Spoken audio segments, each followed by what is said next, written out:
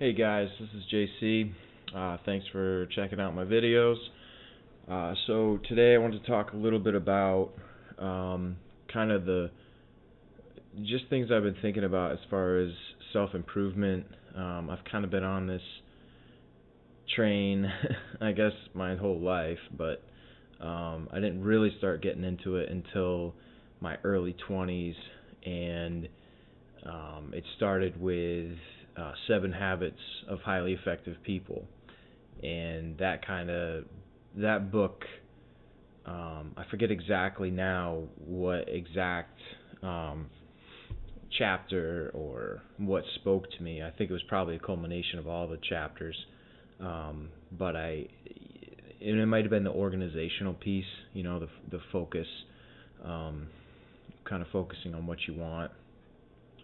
But that was kind of my first aha moment, and then I was like totally hooked after that to really think about, how to improve myself, how to get out of life what I wanted. What's the whole meaning of this? What's the purpose? Why are we here? And then just delving deeper and deeper into that to try to figure out, kind of my true essence, if you will. And it wasn't until probably 5 years ago that I really got into meditation as a form of self-improvement. And I would say, out of everything that I've done, that seems to have made the most difference in my life. It was around that time that I quit drinking alcohol, and kind of started to make some serious life changes. And I think, I was thinking about it, like I said the other day. What is it that you can do? Some people, like my wife, for example, she's not a big meditator currently. She just, even though I found it very helpful for myself, she's not that into it, which is cool. It's her thing. She does other things to relax, and so it was more of an awareness, having the awareness of the thoughts, the scripts that are running through my head every day. And it wasn't until I started meditating that I was able to become more aware of those thoughts and to become more conscious of what those thoughts were. I think Eckhart Tolle, it was something that I read. I think his book, I think it was Now. I'd have to look it up. Or The Power of Now, I think. And, he talked a lot about being, in that present moment. And it wasn't until I really was super present, and the way he kind of framed it was, it's like a cat waiting at a mouse hole. So being more conscious of your thoughts and waiting kind of for the next thought to come up. And so that's kind of what I started doing, is waiting, just becoming the observer of the thoughts. And then I became, more aware of what I was thinking, and a lot of times it's, it's kind of like filler stuff. So it's like, I got a credit card bill, let's do, or what am I going to do tomorrow, or, thinking about things that happened in the past, and they would just pop up. They're just kind of this script that was just running all the time that would just, pop into my mind. And but becoming more aware of the thoughts and becoming more conscious of what was the theme around those thoughts. And a lot of it was based on, fear, or things maybe I felt guilty about that have happened in the past, or where my life was going in the future. And and then it took me another, I don't know, few years of meditation to realize that I'm not those thoughts, that those thoughts are just thoughts, and I don't need to associate myself with those thoughts. I don't need to allow those thoughts to become something greater or more powerful than what they are, and that's just a thought. And so I think the more you get away from the programming that you've had growing up, thoughts that have been kind of downloaded into you by your parents, friends, people telling you that you can't do something, or or just, no, you can't do that because we've just never done it that way, or something like that. Just negative thoughts, and it's slowly peeling away the layers, and through meditation, it's allowing the quietness, and that profound silence that you become aware of, just being aware. I don't know how else to explain it. And it's hard. It's still extremely difficult for me because and I think that's why they call it a practice, because I'll be meditating, and I still, thoughts just come up. These thoughts they just come up. I'm and it's acknowledging the thought and then just letting it go. And over time, I become better. I've used a lot of different techniques. I've experimented with different ways of meditating. I bought the Muse headband, and I use that on and off, and I've been using that for a few years now, and that's helpful. It's got biofeedback properties, and I'm not sure exactly what their algorithm is, but basically when you get to a state of calmness, your brain kind of quiets down. You hear birds chirping, so the more birds, the more you're in that state, based on whatever algorithm they have for brainwaves.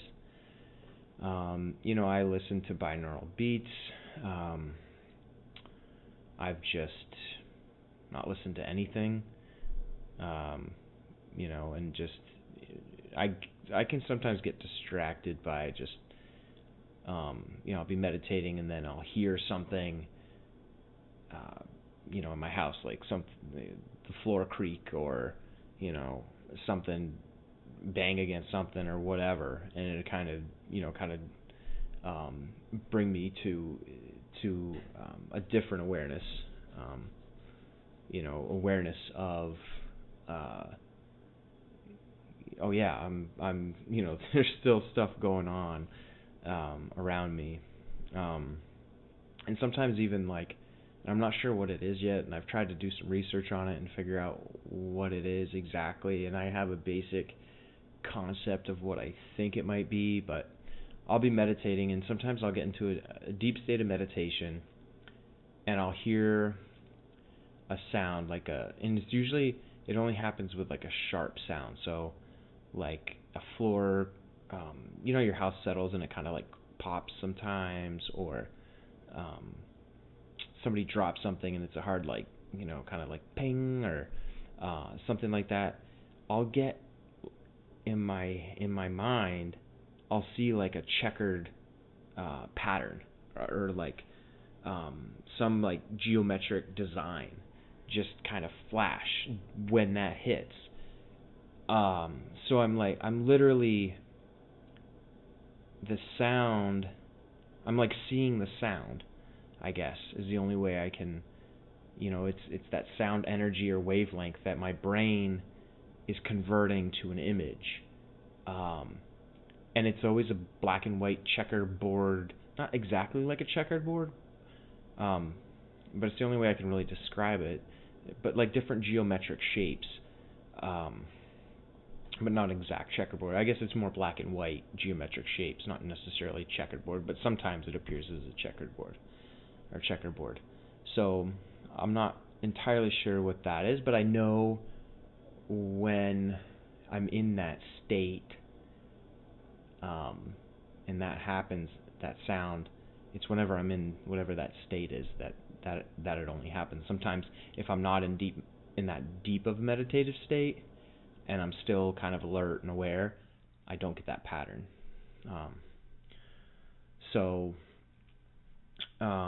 But it's definitely helped me, and I still work hard on it. It's a practice, and so I still have to take the time to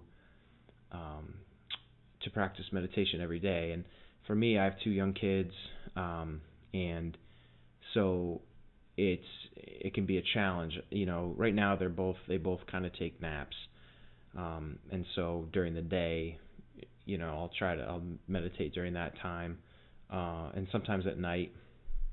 Sometimes if I wake up really early in the morning, 4:30, something like that, not by choice generally, I just wake up. I'll meditate. But I try to meditate every day, and at least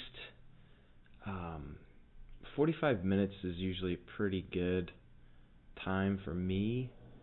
I've done up to an hour and a half, but it's hard to maintain a level of focus.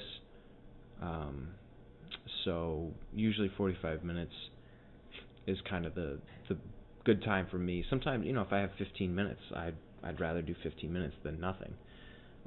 So I'll do 15 minutes. But it's, and it's evolved over time. Like I said, I've tried different techniques, and they lead me to different other techniques.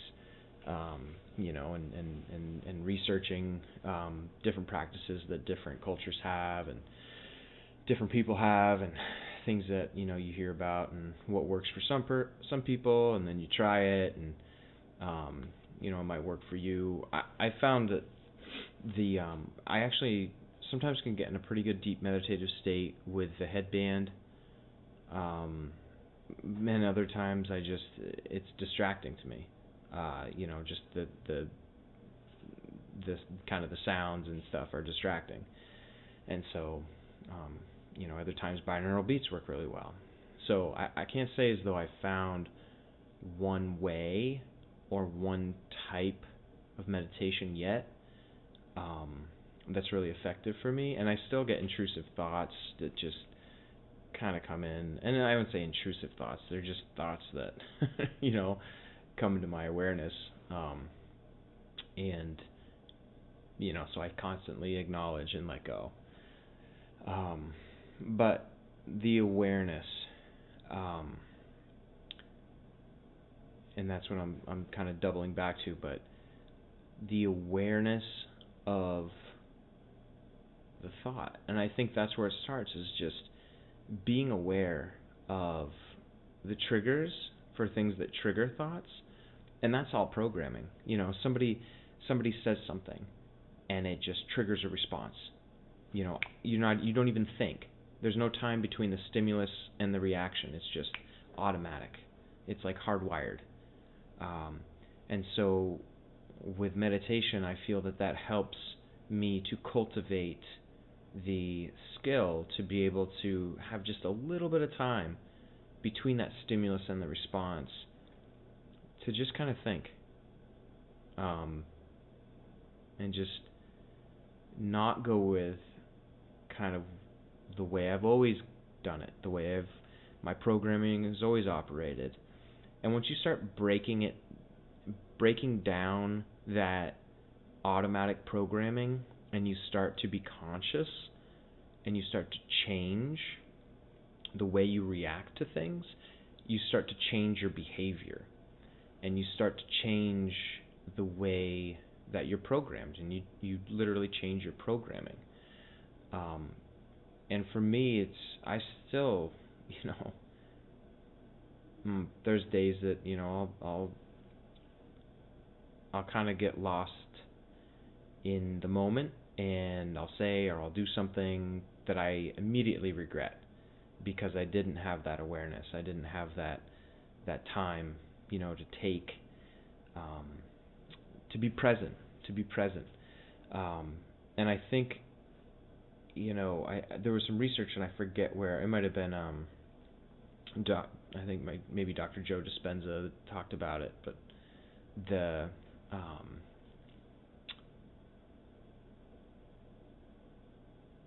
you kind of get lost in this like thought pattern system, whatever, like 70% of the, or 95% of the time you're like going off of this like unconscious programming like throughout the day. And so if you're not kind of consciously engaged in the present moment, then it's like this programming all of a sudden just like, oh, I'll take over for you. I've done this. I got this. Don't worry about it. And it'll come in and it'll start to influence. It starts to run your life, basically. And so to then change your life, you need to become aware of all the thoughts that you're thinking. To get to kind of the core, the root cause of those thoughts. And you're talking, however old you are, years and years and years and years and years of programming that you slowly have to consciously work through. I'm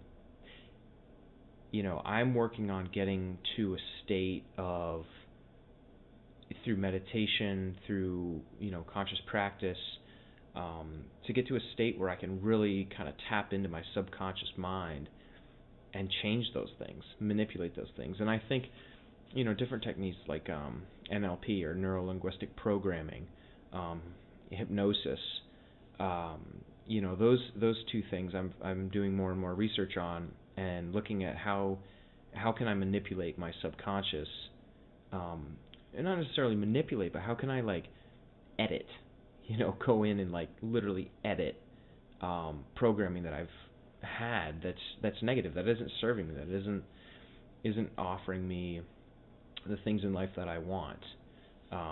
So, which leads me to my next video, which is going to be about manifestation and how to manifest the things in your life that you want for yourself. And a lot of that is done by the way you're thinking and what your thoughts are. So thank you so much for joining me. I appreciate all you guys, and I'll see you next time.